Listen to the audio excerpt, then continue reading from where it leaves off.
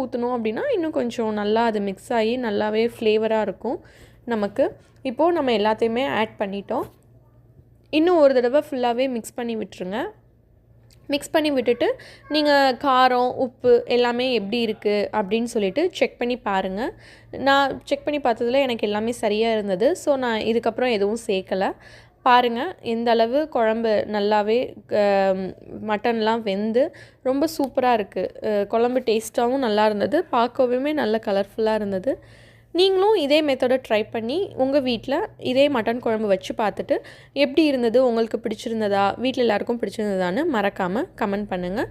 இந்த வீடியோ பார்த்த எல்லா ஃப்ரெண்ட்ஸும் மறக்காமல் இந்த வீடியோ பிடிச்சிருந்ததுன்னா சேனலை சப்ஸ்கிரைப் பண்ணிக்கோங்க. தேங்க்ஸ் ஃபார் வாட்சிங். இன்றைக்கி நம்ம என்ன ரெசிபி பார்க்க போகிறோம் அப்படின்னா, ஒரு டேஸ்டியான மட்டன் குழம்பு எப்படி பண்ணுறது அப்படின்றத பற்றி தான் பார்க்க போகிறோம். வாங்க வீடியோக்குள்ள